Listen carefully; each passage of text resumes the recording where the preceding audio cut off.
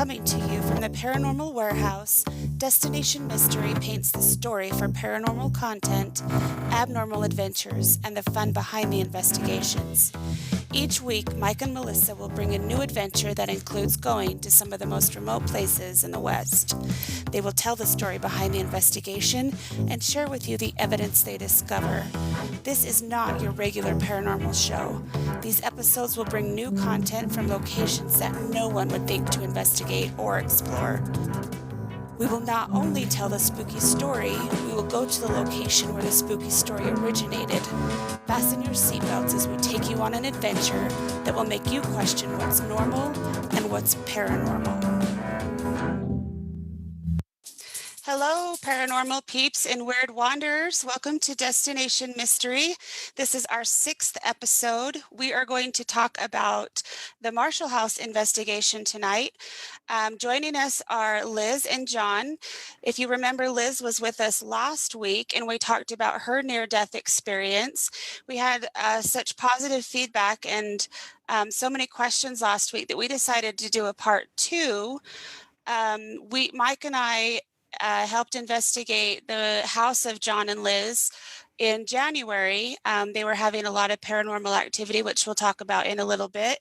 And we'll see if you guys have questions to ask them. And also we'll go through the investigation and what we found.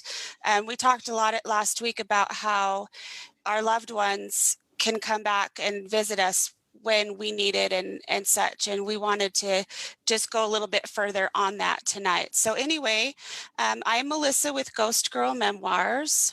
And I'm Mike with Paranormal Treasure Hunter. And you are watching Destination Mystery. If you're joining us via podcast tonight, we do a weekly show on the Paranormal Warehouse, Wednesday nights at 10:30 Eastern Standard Time. And we turn these episodes into podcast episodes. That way you can join us whenever and wherever you want, whenever it's convenient for you. If you would do us a favor, if you're joining on podcast, please like, share, and subscribe. That will be a huge help to us. We are on Spotify, Google Podcasts, Breaker Audio, Pocket Cast, and Radio Public. And if you missed any of the pictures or evidence that we show, we will post that on our website and our blog so you can view it there. We want to give a few thank yous real quick. Tyler for the music. We want to thank Cosette for the trailer. We want to thank Mark for the logo. Sierra, Lauren, Taylin, Bella, Hobbs, and Curtis with Paranormal Teens. And we want to thank Michelle with Time Forgot. We also want to thank our spouses and all of our friends for putting up with our weirdness and allowing us to go on our adventures. And most of all, we want to thank all of our viewers and listeners and followers. We are very appreciative that we have you. Without you, we wouldn't be able to do what we're doing. We have a few people joining us. We have Heather Gongo. I hope I didn't mess that up. He says the music's awesome. Thank you. I appreciate that. And Christina from Florida. If I miss anybody, I apologize. I can only see about half of the comments at a time. So I will do the best I can to keep track of those. And I think we have Sierra helping tonight, right? With comments. Yeah. Sierra with Paranormal Teens is going to help us tonight with comments. So with comments. Hopefully between the two of us, we'll get them all. Real quick, let's give a shout out to our sponsors. We've got Cache Valley Endocrine and Family Medicine, who help keep us in tip-top shape, keep us healthy so that we can go do what we love to do. We want to thank Idaho Falls Plumbing Company and Idaho Falls Diesel Company, who helps keep Michael's truck and his other equipment running smoothly. This is a family show, so if you're okay with your kids talking about some paranormal topics, they're welcome to listen. We will be careful with our language. We won't swear. Heather says, hi, how are you? Hi, Heather. Kelly is also here from Virginia, I believe. And also, if you would do us a favor and hit the share button, that helps kind of get the word out about our show. And we would appreciate it if you would do that. And real quick, I wanted to give a shout out to, I got sent another gift this week. This one is from 24K Online Boutique. And the girl, I don't know if you can see that, but it's a bunch of little ghosts. Nice. And the keychain says, stay beautiful. And then I got a little bracelet that says, chase the fear. Nice. And she signed her, you guys probably can't see that. There's a signed picture of her. She is the girl from Destination Fear, and she has her own little online boutique that's got some really cute jewelry in there. And she, Destination Fear is one of my favorite shows to watch. So if you've ever seen it, you really should. If you like the spook factor, that's one for you. All right, so we are here again with Jon and Liz. We just wanted to further our discussion on life after death and the possibility that our loved ones can communicate with us and watch over us after they pass on. So do you guys want to talk kind of a little bit about the activity that you were having in your home? Well, when we first moved in, it was June about 2014, and I started seeing like shadow people and shadows. They would appear around the wall, and we heard knocks and some noises, and we kind of just put it off. I just thought it was just shadows or car driving by, and then we kept getting more and more things happening with knocks, with Liz being touched, hearing voices or whispers. Yeah. So, and you also, you moved into this house that you're in right now, right after your near-death experience, correct? Right. It was probably just a week and a half later, maybe. So it's kind of hard to know whether or not that triggered the activity or... Yes, it's also, an older house. It's been in our family for 100 years, or John's family. And I think that a lot of the activity were relatives of his that wanted to communicate, because we had, I think some people can feel it more than others, but we had quite a few experiences. I did, and most of them are positive, but I did get pushed once and fell. Yeah, and I have that in my notes here too, and I had a theory on that, but I think we already talked about it anyway. But we've got Jenny from Mississippi who has joined us.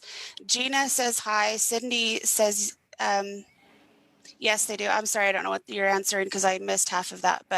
And then we've got Heather who sent us 100 stars. Thank you, Heather. And I know I missed a few, so I apologize. I missed your comments, but they're scrolling through. So if you want to ask any questions to Liz and Jon while we're doing this, go ahead and put them in the comment section and we'll try to get to them. So we came over to your house in January of this year to do a spirit box session to kind of see what answers we could get for you and find out what would be causing the activity in your home. Marislava says hello from Miami. Hello. I bet it's a lot warmer there than it is here. We had a huge storm roll through. Yes, we did. And it's probably one of the worst ones we've had since I've lived here, but it knocked out power lines and trees, and it was bad. We had playgrounds and trampolines all over the road. Power was out for over a day. No internet. It was crazy. Lori wants to know if these experiences were scary for you. Some of them were. Yeah, and especially when I first got here, it seemed like, I don't know, like they were waiting for me or something. But yeah, I mentioned this last week, they would touch my feet a lot when I would stop breathing. My ventilator goes off, but I sometimes sleep so much I couldn't hear it. But it seemed like somebody always woke me up during that time. And you had mentioned before too that Liz, you hadn't really had any paranormal activity happen to you up before this time, right? No, never. And Jon, you only had like one experience, if I remember correctly. Yeah, just a few, like, seeing something, and yeah. But nothing major until you moved to this house? Pretty much. I mean, no, well, actually, we had that one in Coeur d'Alene. I forgot about that. Do you want to talk about that one a little bit, or? Sure. It was one of the bad ones. We lived in Coeur d'Alene, Idaho for a while, and in our house we had a top floor, and it had a bedroom and a bathroom and stuff, and then we had the bottom floor, and we had another room for our little girl. And in the middle of the night, John and I both, like, I felt this dark entity and was laying there like scared to death, shivering, because I really thought that they was gonna hurt us. And that's when John said, "Are you awake? Do you know, go ahead, you can say what you want." Yeah, I said, "Are you awake?" And she said, "There's something here." And I looked down at the left corner of her bed, and there's a shadow with red eyes looking at us. And I laid back down, and I said, "I know you're here. I can see you." And all of a sudden, like an electrical zap happened, and we smelled ozone, and it was gone. But then, like, the next day, we were checking on our little girl, and she was only 9 months old, I think, at the time. And there was hundreds and hundreds of spiders that had somehow came in the room, like just out of the closets, everywhere. On the walls. It was everywhere. And so we eradicated them that day. Yeah. And it happened for a few days after. There's spiders everywhere. It was crazy. It was, but after that, I had a mental breakdown. Like, I got real angry and everything. And so I think that kind of went into me. I agree. Yeah. Since it wasn't in your character to act like that or feel. No, and he was like suicidal, and he was yelling at me, and I didn't know what crying. To do. Yeah, it's just throwing stuff. I mean, it scared me so much. I took him, and he actually stayed in a facility for a couple weeks, because I really do think that entity went into him. Probably. Michael, you had an experience with spiders at one of the houses you lived in, didn't you? Yes, when John first told me that story, it was eerily similar to when I moved into our college apartment. I had a dark entity come down the stairs and walked into our room, and we had, good grief, so many spiders in that place. Hundreds of them. We had to use a shop vac to start sucking them up like spilled popcorn. They were those hobos. I could not believe how many spiders there were. Spiders are pure evil, by the way. They are. They're yes. Let's see. TT would like to know if you thought it might have been demonic. And then Grace, I think Gina's also asking the same question. Lori said, "Okay, red eyes would freak me out too." And then we had another comment about, do you think the spirits were good spirits? And I think we'll talk about that in a little bit, about what we found in the Marshall home. But it sounds like the paranormal activity you had in your Coeur d'Alene home was definitely not good. Yeah, well, in Coeur d'Alene, we actually found out that we lived on, like, right by an Indian reservation, like burial. Indian land, a burial ground. And then we also live by the river. And a lot of stuff I found out, energy is produced by the water, and lots of ghosts hang around water, or there's a correlation somehow. Mm-hmm. And that's what it was. We feel like it was an ancient Indian or something, or some kind of spirit that was, to that area. We haven't seen it since. TT says, "It's funny you mentioned the spiders. Years ago, I had my first ever sleep paralysis, and the next day I opened the bin, and there were hundreds of baby redback spiders." Oh, wow. Is a common thing. Ugh. Yeah. That would not be okay with me.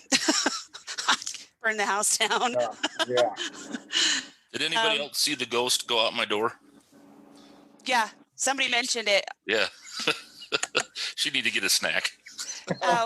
And speaking of, Liz, Michael noticed a shadow last week when we were talking to you, and I was going to go back and look for it, and I forgot till just now. But I'm going to go back and look when we're done here. And this was on air last time, so I want to see.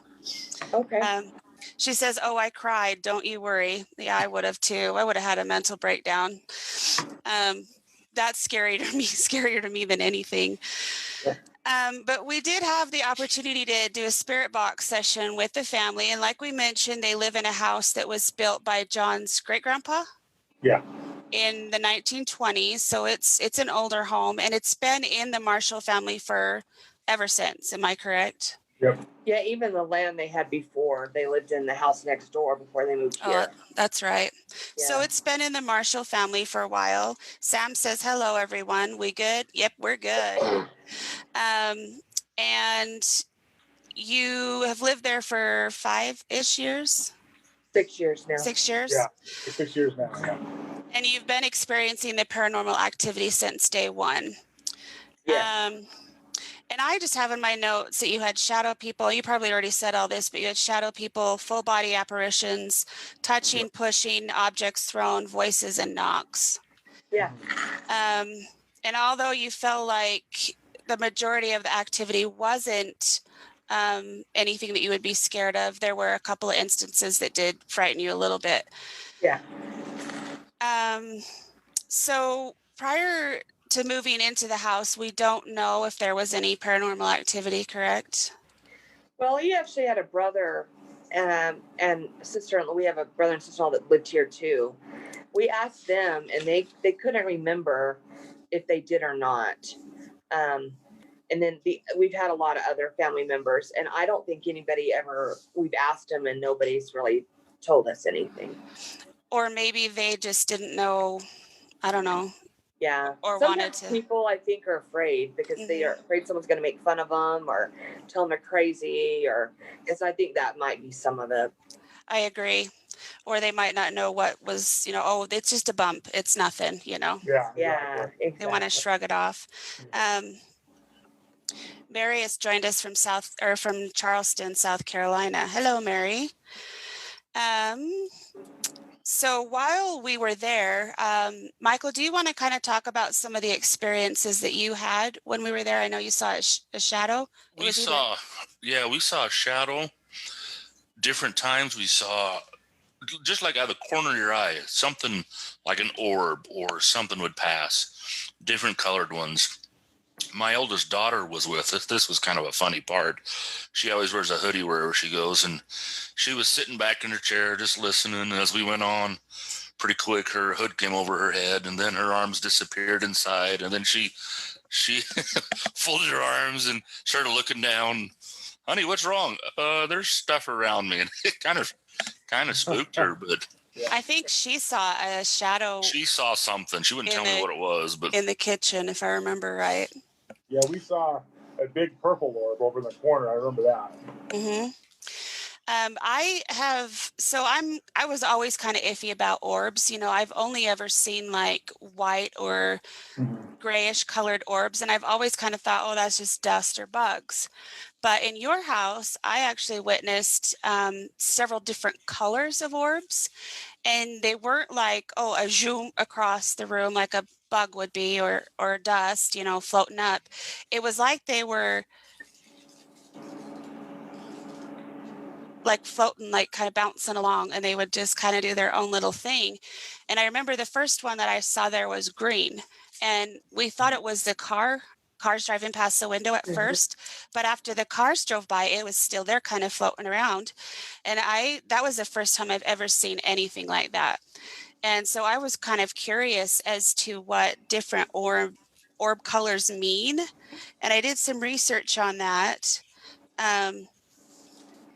Where everybody's talking about spiders. Yeah. Went across your foot, didn't it? Oh, don't say that. So I wanted to just kind of, and a lot of you probably already know this information, but it's something that I had never really thought about before until I saw these orbs, and I'm like, oh, orbs can be a real thing. But the red and orange colors are associated with safety and security. and also a sense of belonging. Some paranormal investigators believe a red or orange orb is a sign that an entity has assumed the role of a protector. This could be someone who was charged in life to keep watch or to be a caretaker. The green is associated with the heart. It is also associated with nature. Green orbs are sometimes thought to be an indication of the presence of a human spirit, as opposed to one that was never on earth in human form. Likewise, green orbs may represent love or oneness with nature. Blue is spirituality associated with psychic energy and truth. Kelly says she has orbs in her daughter's wedding pictures, and they're red, green, and grayish. So knowing, what we know about the colors now, that kind of brings a little bit of a sense of peace, I think, to what they are and what they mean. Nancy says she has a few pics of orbs. Some are blue. The day they buried their sister, the guys in the group held up their drinks, and right on top in the middle was an orb, and no streetlights or anything.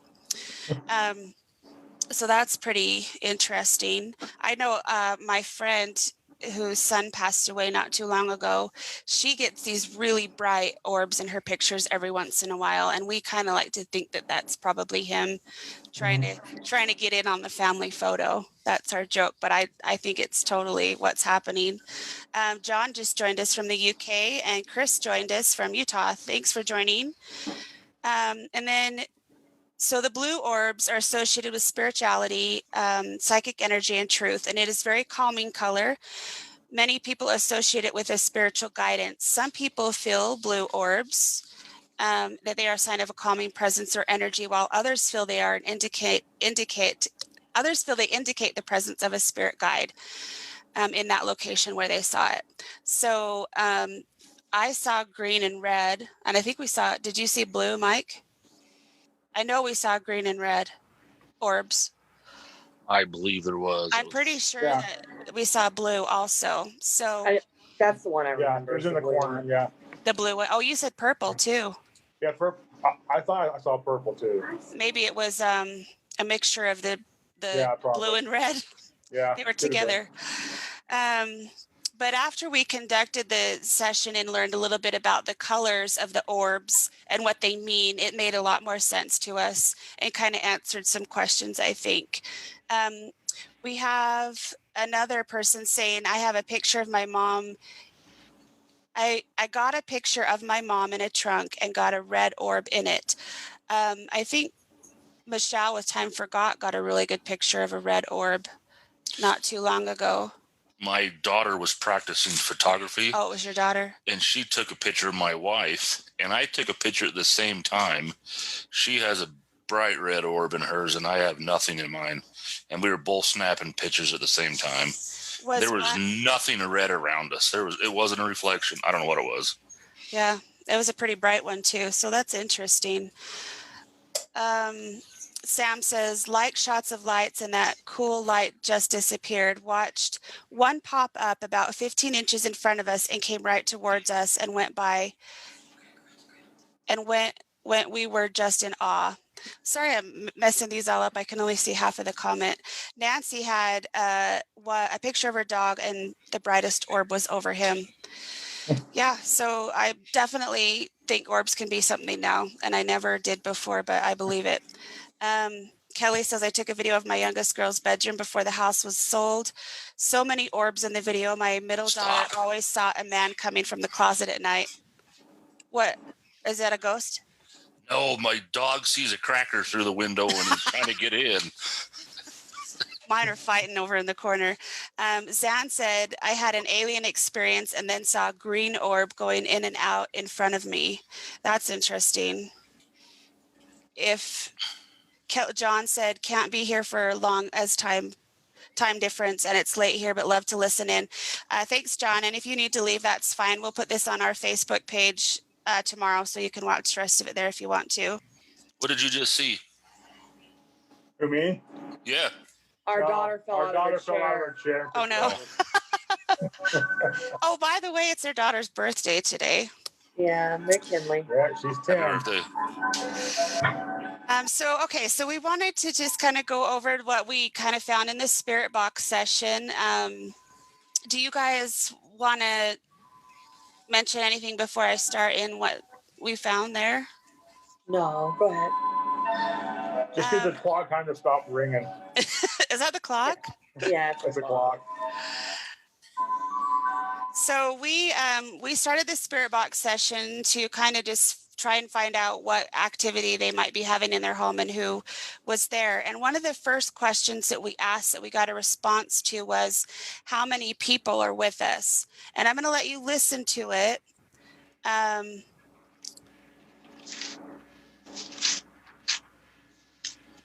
going to let you listen to it. You tell me what you hear.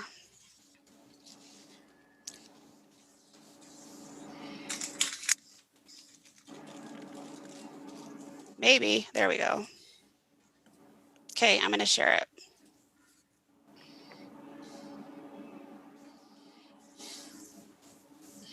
How many people are with us? Four. So I guess we gave the answer to that, but it sounds like a definite 4 to me. I'll play it one more time. How many people are with us? Four. And throughout I don't know where my end screen, my controls disappeared. There we go. So throughout the session, we kind of discovered that your grandpa was there. And we think probably your grandma May. Was it Art? Your grandpa Art? Yeah, Art May. And your grandma May. And then you had your grandpa's brother passed away when he was 3. Yeah. He died in the house. Yeah. And his name was Boyd, but we never really got an answer to who that 4th person might be. When I was going through and re-listening to the audio, I get what sounds like Ben or Bill. Would either of those names mean anything to you? There's a Bill Marshall in our family. It was my grandpa's age, so that could be. I don't know any Bens. I have a cousin named Ben. Do you think it was Kim? I'll let you listen to it. You tell me. How about that? Yeah. Oops. That was before. But if he was close to the family. Yeah, true. Because we asked a lot of questions about him. Got answers. Okay, here it is. Who's the 4th person in this room besides Grandma, Grandpa, and Boyd?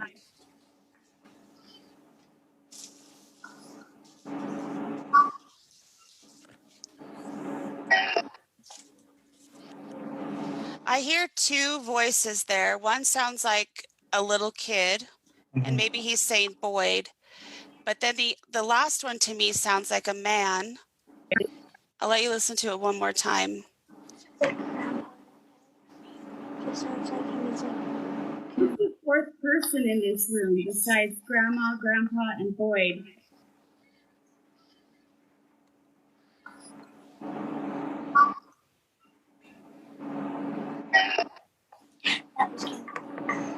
What do you guys think? Could you hear it? Yeah. I can't really tell on the last one. Yeah. To me, it sounded like Ben, but I don't know. To me, it sounds like Ben, too. And it almost sounds like a little kid said Boyd. That's what I thought. Just before that. Yeah. Hey, McKinley. Go ahead. Oh. Sorry. No. I was just saying maybe it was someone that in the past that we don't know. Possibly. McKinley, since you're right there, we want to say happy birthday. Happy birthday. Thank you. Do you remember when you were talking about visiting with the little boy on your stairs? Yeah. Do you want to talk about that at all, or? Yeah.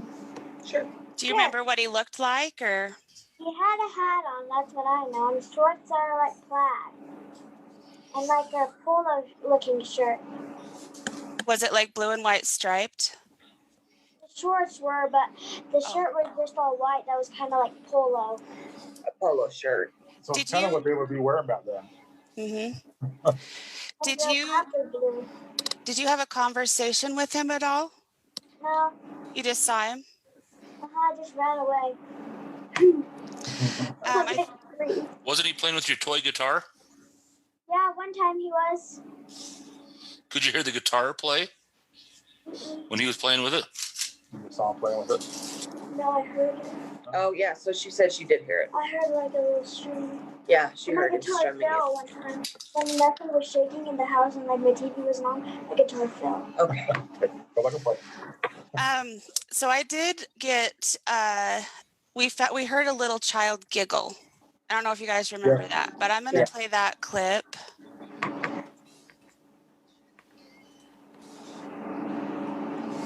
And I don't remember what the question. Oh, we asked Boyd, is that you? And you hear what sounds like Boyd, and then you hear a giggle. So we'll play that.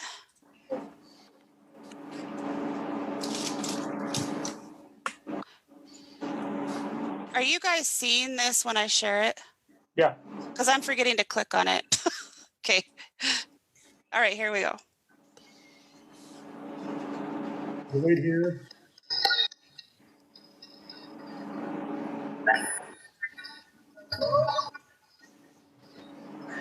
So you hear I hear a man's voice say Boyd, and then I hear a yes, and then a giggle. Yep. I'll play it one more time. Is Boyd here?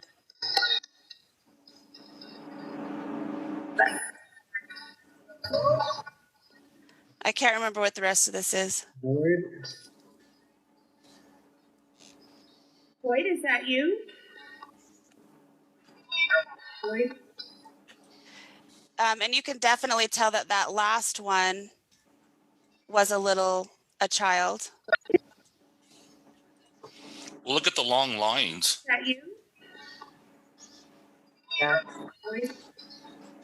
Yeah. Those two long ones seem to be Boyd, Yeah.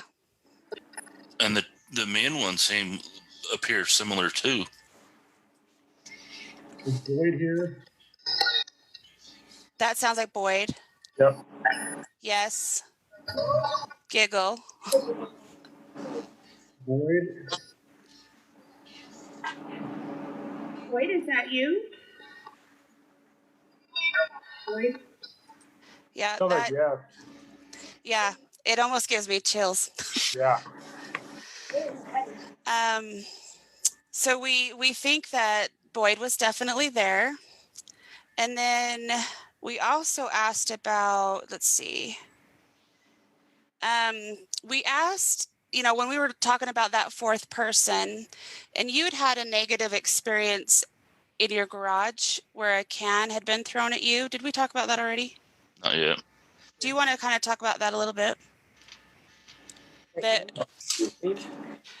think it was like a can of WD-40 or something.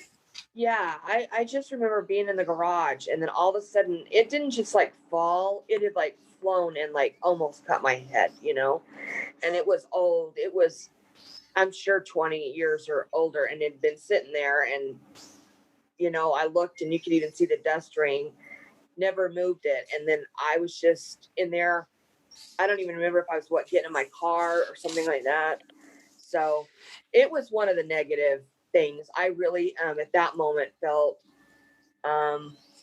scared, a little bit scared and apprehensive about like staying in there. So wasn't that one of the first experiences you had too? Yes, and I hadn't driven in a couple months at this point, and I think I had this was the first time I went out. What did you do after the can hit the ground? I just kind of stood there and looked at it, and I was like, So you weren't in the car yet, you were getting in. No, yeah. I was like, what the heck is going on here? And that's when I looked and saw the line, and it was somewhat rusted. So, I knew it had been there a long time. So it was, I think, the first thing that kind of started. And again, it was close to when I had my coma and close to when I had that experience the after, life experience we talked about last week. So you asked the question, Liz, would you hurt us? And we got 2 responses. And I wonder if they had anything to do with that first experience you had. So I wanted to play those, and you can tell me what you hear. I think we might say it in the clip what you hear, but I'll play Okay. it. I mean, would you ever try to hurt us? Oh.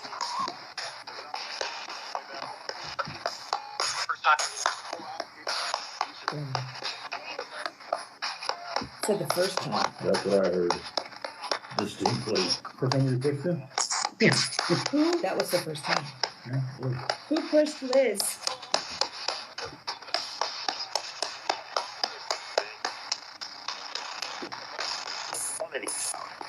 Did you hear the somebody at the end? Yeah. Sorry, that's a little, I forgot to clean this one up, but that's, you can hear the spirit box in the background. But you hear, so McKinley asked the question, would you ever try to hurt us? And it said the first time, it was a man's voice. And then, I can't remember what you asked. And then, oh, you said that they said the first time. And then after that, we asked I asked who pushed Liz, and we get another man's voice that said somebody. So to me, it was almost like whoever that fourth person is doesn't want us to know, maybe. I don't know. Yeah, That 'cause fourth we have person never kind of got. sketchy. Yeah, we never have really pinpointed who it could be or who it would be. You know, talking to family members about who's lived here, and it just nothing seemed like it fit. And I wonder too if, because that was one of your first experiences in the home and it was kind of negative, maybe that's what brought Grandma, Grandpa, and Boyd to come and say, you know what, we're protecting this family. Whoever this person is needs to leave, or at least they're trying to keep a handle on it. That's my theory. I agree, because after we did the reading with you guys, I personally haven't had any negative entities around. That's good to hear. That was a question. And it may be because they came and, you know, cleaned up, or I don't really know how to explain it. That's good to know. Lori wanted to know if we could play that again. I don't know which, sorry, I can only see half the questions. Lori wants me to play that again. Do you know which one, Lori? Which one, Lori? And I'll play it again. The thing I thought was the most interesting that I remembered most clear is it was not just a female or lady's voice. It was a grandma's voice, and it was a grandpa's voice, and it was a little kid's voice. And when Grandpa spoke for the first time, I could see in your face, John, that you recognized that voice immediately. Oh yeah. I didn't always understand the words, but it was a distinct voice of a grandpa. He had a distinct voice, and yeah. I have the grandma voice. I'll play it for you. I don't know exactly what it says, but it does sound like a grandma voice. And then Lori wants me to play that last one again. So let me play the one that Lori wants us to play real quick, and then I'll play the grandma voice. Behind her. This one is the one that Lori wants to hear again. I mean, would you ever try to hurt us?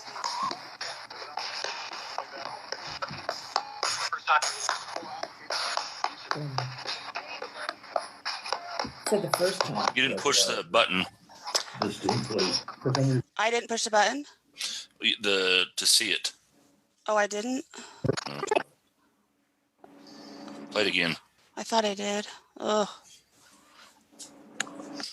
I mean, would you ever try to hurt us?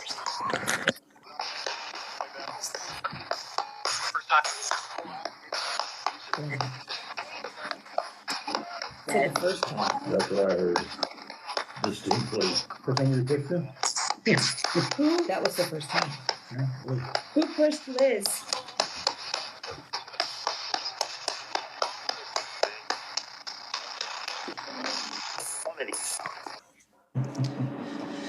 Okay, I'm going to play the grandma voice for you now.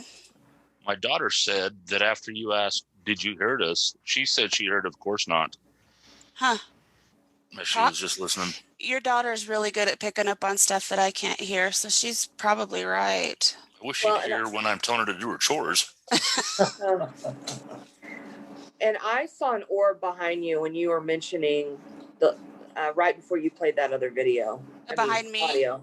Yeah. I was going to mention something to see if anybody else saw that, but I was like, nah. I did. Yeah. I've had some weird activity in this room lately, by the way, and it was quick, but not like so quick you couldn't see it. So I'm sure if you replayed, you would see it. But I just thought that was interesting. I'll have to watch that again tomorrow. I'm going to play the grandma voice for you. If I can find it. Here it is. And I don't know what it says, but it definitely sounds like a grandma voice. Is there a reason you continually wake me up and throw things?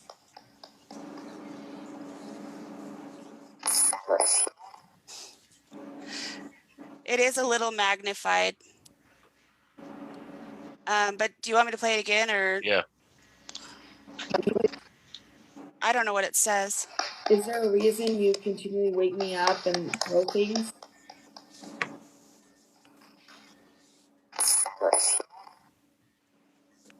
Sounds like Liz.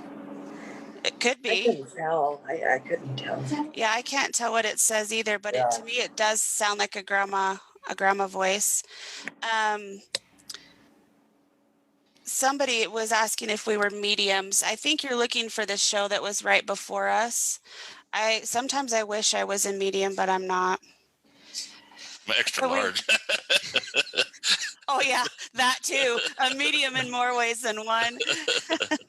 I do think that I have a little bit of some empath abilities, and I know Michael's wife and daughters do too, but we can't really read for you tonight, so sorry about that. But we do have interesting stuff to share. Chris said he heard a yes in the grandma voice. So that would make sense. Maybe grandma's the one that's hitting your feet, telling you to wake up. Because grandma was a nurse. She was a nurse for her whole career. I didn't know that. Yeah. That would make sense then. And then we had a grandpa clip in here too. Oh, John, you asked grandma what her favorite drink was. Mm-hmm. And we have that clip here too. I will pull that one up and then we'll do grandpa.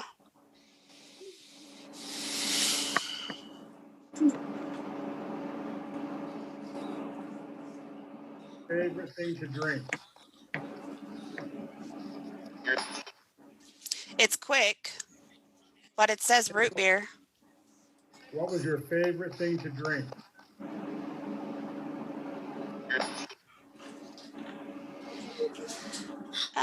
Was that her favorite drink, John? No, I never got that clip from you before. Her favorite drink was Tab, and it sounds like Tab to me. Oh, maybe it is Tab. I thought it was root beer. In the summertime, they always made root beer too, homemade. So Tab or root beer is But now that you say that, let's listen to it again because I don't have very good ears. What was your favorite thing to drink? Could be. Yeah, I hear Tab. So I don't know. I don't know either. Too bad this isn't easier to figure out, or too bad my ears don't hear better. Well, I don't think the recording's nearly as good as what we were hearing live. Well, no. Yeah, it was very vivid, like when it happened. Like we could tell it would do, we could hear people. And when I take out all the clips and pops and stuff, it makes the voices kind of sound electronic. Mm-hmm. So it's a little bit harder to hear. And I don't know which way is better, if it's better to have all those clicks and pops in there or to take them out. Maybe we should play one time with them and one time without them. Yeah, for sure. If we can tell. For sure. So we talked about Grandpa, and his name was Art. And we got a few responses that we think might have been Grandpa. I'll play this one real quick. Oops. At what point did you go in the other room with your headphones? This was I mean, this was at the very end. And I was going to play that too if you want to hear it. Oh, we're running out of time. I'm going to play unless you guys have anything else you want to say. I wanted to play a bunch of these clips. No, we're good. Okay, we're going to play Grandpa's voice real quick, and then I think this is the one that sounds like the Grandpa voice, and then we'll play a couple of others, and then we'll talk about that isolation session that we did at the end.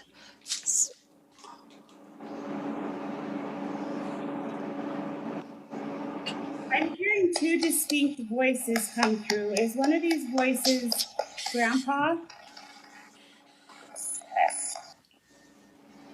Did he say Art at the end? I thought he said yeah. Yeah, could be. But he said yes too. Yes. I'm hearing two distinct voices come through. Is one of these voices Grandpa? Yeah. Yeah. That was an old man. You're definitely an old man. Yep, I agree. And then we have, this one is a question about, do we have any family members here? Do we have any family members of the Marshalls here?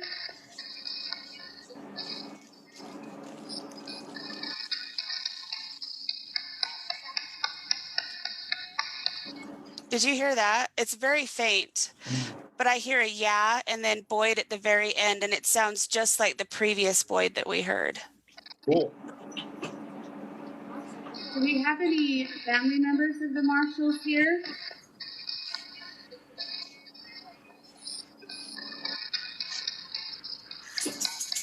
Yeah? I heard Boyd. it this last time, yeah. So I hear a yeah and a Boyd.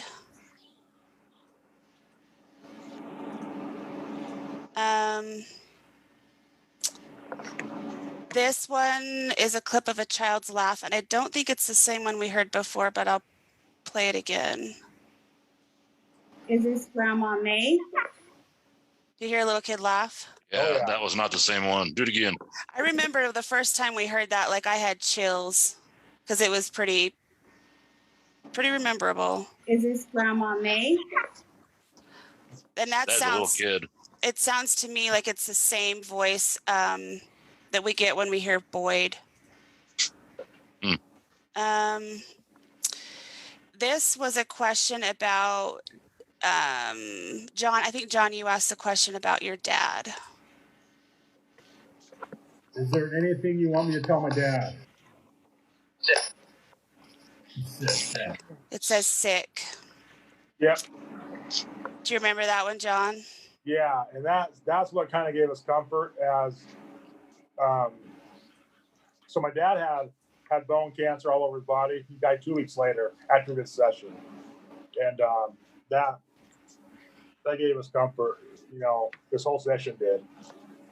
So We got another answer too that you asked about your dad. Let's see, you asked, what do I tell Kim? I want to share that one real quick. Who's Kim? that's my dad. Oh, sorry. Oh, it's all good. Here you go. Is there anything we need to tell Kim? It said wait. Yep. So we were thinking maybe it was to hold on just a little bit longer, maybe. Yeah, he did. Yeah. Because you weren't sure. You weren't sure at the time when he was going to pass, right? Yeah, and he died really close after this happened. Yeah, about 2 weeks after. He died on the 13th of February. So he missed Valentine's Day, thank goodness. So that was just about 2 weeks, yeah. Yeah. This clip is a female voice. You have something to say to me?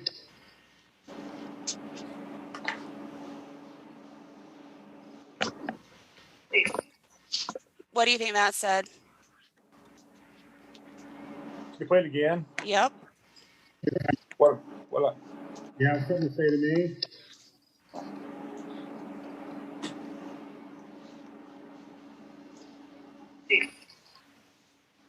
I heard peace. Heard peace too. That's what I heard. And if I remember right, John, you were struggling, I think, a lot with your father being sick and possibly passing soon. And I think we got a couple of answers that we're trying to bring you and your family some peace and comfort. Oh And I yeah. think that was one of them. Let me see if I have anything else that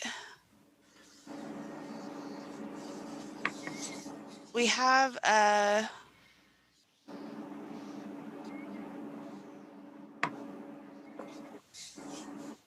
We have a clip where we hear a buzz. I don't know if you remember that, but it wasn't anybody's phones. And we don't know where the buzz came from, but it sounded like it was the table. Like something buzzed right on the table. And then I found another clip where you hear footsteps, but nobody was walking. We were all sitting in chairs. Do you want to hear those or? Yeah. Okay. Here's the buzz.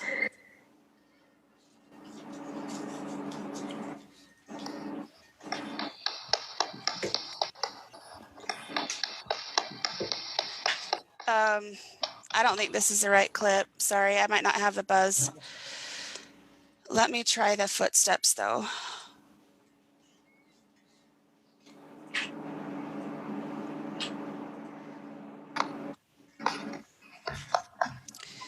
Did you hear like and it was on hardwood floor. It was like clomp, clomp, clomp, clomp. Yeah.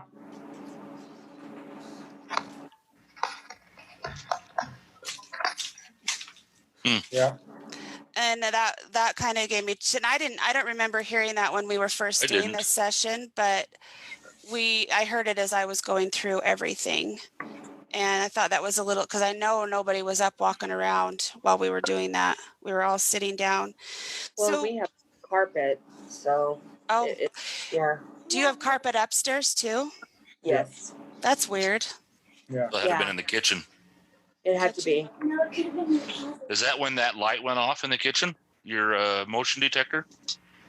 Could have been. I just saw that. Possibly. Your daughter also saw a shadow in the kitchen.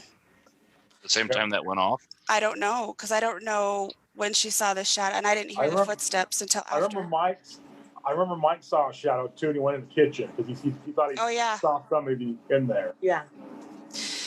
I don't remember that. Nancy says it could be residual, and you're correct, Nancy. It definitely could be residual. Yeah. We don't know for sure, but the fact that we did get some clear responses to some of the answers that we asked, and that we kind of think, Karma also said, I got a recording on Thursday of 3 different pieces of music. That's crazy. So wow. I wonder if whoever lived where you were living before or wherever you were at, they were musicians. But, the fact that we did get some clear responses and you guys definitely felt that Grandma, Grandpa, and Boyd were there. How did that make you feel after you kind of realized what the activity might be? Oh, it was great. Like, I actually told my dad about it. We actually told him, and normally he wasn't really into paranormal stuff. He had different reaction to it than we thought. So we think he was already close to the veil, close to passing, and he was seeing people. Like his last week here, he was seeing people all the time. Was his reaction Oh, sorry. No, you go ahead. I was just gonna say, was his reaction a positive one then? Yeah. Oh yeah. Yeah.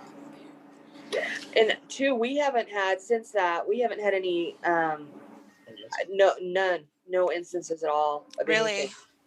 No, especially not like negative where I haven't been pushed, I haven't been awakened, I haven't been felt like there's a creepy guy in the house kind of thing. So it definitely, I think the experience was wonderful. I didn't think I would like it at all, and I was like, this is but after it happened, I had such a peaceful feeling, which is what I needed at the time.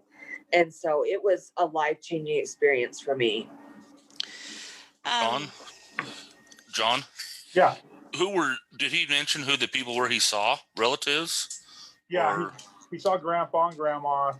I'm pretty sure he saw some of his older uncles. but he wasn't really mentally aware his last week. He was everywhere. Like it was probably his true personality that he never shared.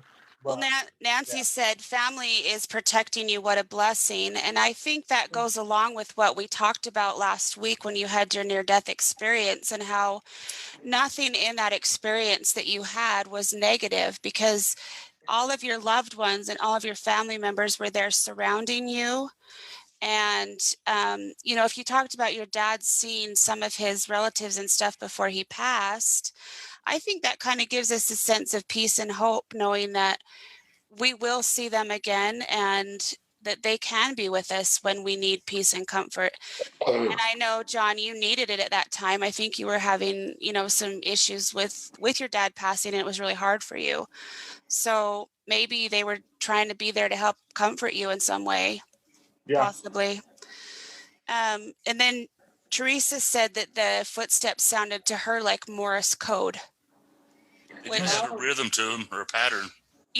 Wasn't your grandpa in the military? Yeah. So he may have known Morse code back then. That's I think they all trained him in that, actually. He was in World War II, and he did hand-to-hand combat in Korea. I hadn't thought about that. I'm sorry, Philippines. I hadn't thought about that, but that makes sense. Maybe he was using Morse code to try and communicate, because our old ears couldn't hear what he was trying to say. Probably. I don't know. Nancy says amen, and Lori says between two worlds, and Chris says I agree with Nancy, and I agree too. So before we end, though, we're going over just a little bit, but there isn't a show after us, so we should be okay. We did a quick isolation session. It's called the Estes method, and it's where one person takes the headphones and plugs them into the spirit box and goes in another room and then puts noise canceling headphones on while the other people ask the questions. And this way, the answers that you get aren't triggered by what you think you might want to hear. And so I went into another room with those headphones while you guys asked questions. Let me see how long this clip is. I could play it, or I could just kind of tell you some of the answers that Michael, do you want to just go through those notes? Which were you starting? The Estes Sessions notes. Go ahead. So Liz, Jon, Michael, and McKinley were asking questions in the other room, and I was just yelling out what I heard. So I could not hear what they were asking. So Liz, you asked, when I was in a coma, were you there with me? Were you with me when I came home after my coma? Was there a response to that? You didn't write anything? I only did the responses are in bold. And McKinley asked, are you in my bedroom? And we got two Boyds real quick. And Liz asked, Boyd, is that you? And we got friend.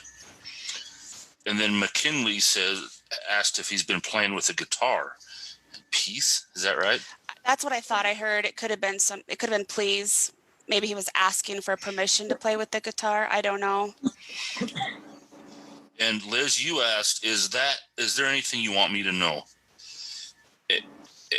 That there's peace in the house? That's what it was. Is that what that was? That there's peace in the house? And we got an audible yes from a male voice. Liz also asked, do you know that the one thing I want in life is peace? And it said yes. And McKinley asked, did you know my mama was in a coma? And we got together, the word together. So they are there along with you. Liz also asked, were you there with me when I was in my coma? And we heard an inaudible man's voice, but I think it said yes. Liz, you asked, Grandpa, were you there with me? And he said, yes, hello. Do you remember that? I do. Then Liz asked, I'm here. Do you have anything I need to know? Do you remember that answer? What he said? I don't remember that one. It said love. Oh, yeah, yeah. Now I remember. Yeah, that was very distinct. It was. And McKinley asked, were you the boy I saw on the stairs? And the answer was friend and house. Good house. Then that's when we heard the little child singing after that.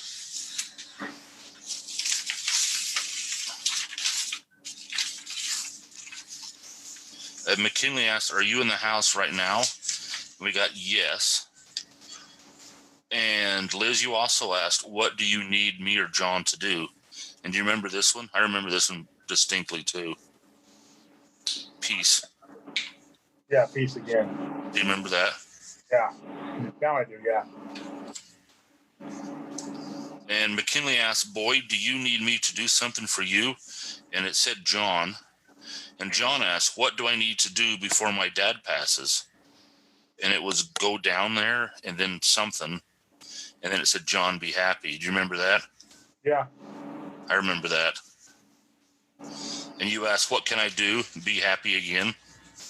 Not to stress over that. Then again, "I need to be happy," and yes. There's a couple of times in there that were really quite...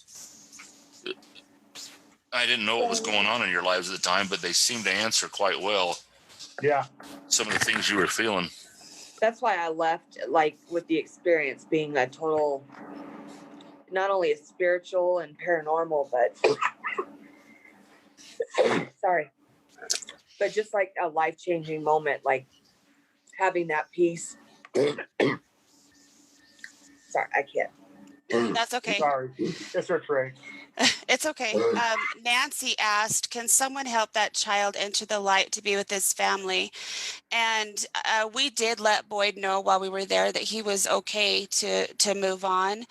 But I personally think he wasn't like stuck at your house. I just think, did you get that impression, or did you just get the impression that he had came to kind of comfort McKinley and help you guys when you needed it? Yeah. I don't think he was stuck. I think he's just here because he was, I don't know. I think he wanted to wait. Yeah, like I don't know. He died when he was 3.5 years old. So it was really the only house or place that he knew. Yeah.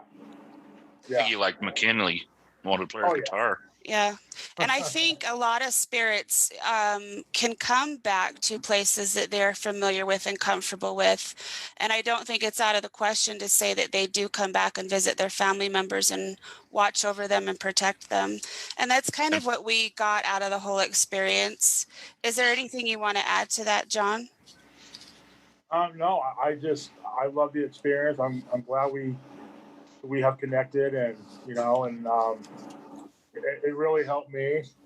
It like his last 2 weeks of life was pretty good. His last 3 days weren't, but he wasn't even coherent. But yeah, no, everything was good after that. And like Liz said, we haven't had any real experience since. So I don't know if they just came to answer us and give us comfort and visit my dad, or I don't know. Well, that's good to know that you haven't had anything really since. But I guess, let's say it continued. Would it scare you now, knowing what you know? No. Yeah. So we just want to end real quick. We're a little bit over time, so we'll end real quick. But we have a couple of causes that we're supporting. And today actually happens to start the week, the National Suicide Prevention Awareness Week. And so we wanted to just give out the suicide prevention and mental health awareness hotline, which is 1-800-273-8255. You can also visit the website at suicidepreventionlifeline.org. If you would prefer to chat with somebody versus talking to someone over the phone, you can do that by going to suicidepreventionlifeline.org/chat. There's also help on the National Alliance on Mental Illness website. I think Chris might put that up here a little bit later. He did put up some information for veterans, which we appreciate. That's another cause that we support. And he also mentioned, so Lori says, "Jon and Liz, you're in my prayers." Nancy says he was attracted to the little girl. And I think you're right, Nancy. He was playing with a relative of his. Chris says, I think that those that are stuck here exhibit some signs of distress or negative vibes, and that could definitely be a possible reason for some spirits to stick around. And then Nancy says, well, I had a trach for 4 months also. So Chris just put the Veterans Crisis Line back up there. And we will also have this information on our website. And we just want everybody to be aware of those two things and to do what you can to help with the suicide prevention, especially for this week, to bring awareness to it. And I think that's about all we have, unless there's anything you guys would like to add. Oh, I think we're good. All right. Well, we appreciate you joining us and taking your time out of your day to join us this week. And we will be back next week. I think we're going to give you a spooky story from a ghost town that we visited last weekend and one time before. I think that's the plan.